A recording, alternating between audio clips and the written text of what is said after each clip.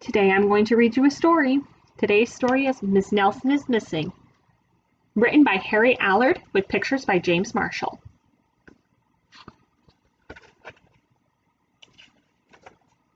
The kids in room 207 were misbehaving again. Spitballs stuck to the ceiling, paper planes whizzing through the air. They were the worst behaved class in the whole school. "Now settle down," said Miss Nelson in a sweet voice. But the class would not settle down. They whispered and giggled. They squirmed and made faces. They were even rude during story hour. And they always refused to do their lessons. "Something will have to be done," said Miss Nelson. The next morning, Miss Nelson did not come to school. "Wow!" yelled the kids. "Now we can really act up." They began to make more spitballs and paper airplanes. "Today, let's just be terrible," they said. "Not so fast," hissed an unpleasant voice. A woman in an ugly black dress stood before them. "I am your new teacher, Miss Viola Swamp." "Where is Miss Nelson?" asked the kids. "Never mind that," snapped Miss Swamp. "Open those arithmetic books." Miss Nelson's kids did as they were told.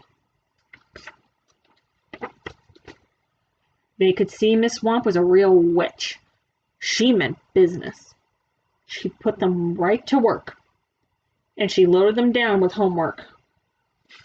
Oh boy. "We'll have no story hour today," said Miss Swamp. "Keep your mouth shut," said Miss Swamp. "Sit perfectly still," said Miss Swamp. "And if you misbehave, you'll be sorry."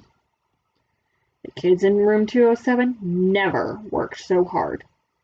Days went by and there was no sign of Miss Nelson. The kids missed Miss Nelson. "Maybe we could try to find her," they said. Some of them went to the police. Detective McSmog was assigned to the case. He listened to their story. He scratched his chin. He said. "I think Miss Nelson is missing." Detective McSmog would not be much help. Other kids went to Miss Nelson's house. The shades were tightly drawn, and no one answered the door.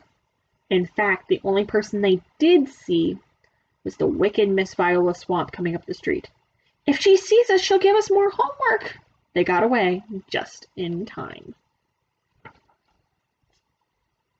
"Maybe something terrible happened to Miss Nelson.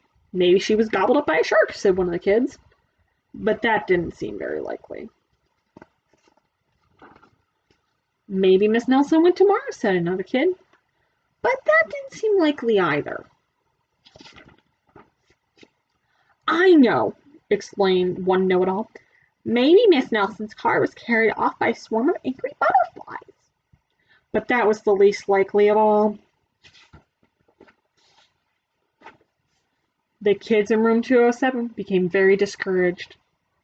It seemed Miss Nelson was never coming back, and they would be stuck with Miss Viola Swamp forever. They heard footsteps. "Here comes the witch," they whispered. "Hello, children," someone said in a sweet voice. It was Miss Nelson. "Did you miss me?" she asked. "We certainly did," cried all the kids. "Where were you?"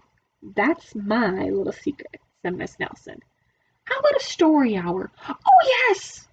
Miss Nelson noticed that during story hour no one was rude or silly. "What brought out this lovely change?" she asked. "That's our little secret." Back home, Miss Nelson took off her coat and hung it in the closet, right next to an ugly black dress. When it's time for bed, she sang us a little song. "I'll never tell," she said to herself with a smile.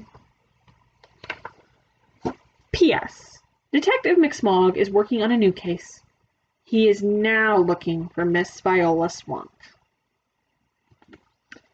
That was the book Miss Nelson is Missing, written by Harry Allard and illustrated by James Marshall.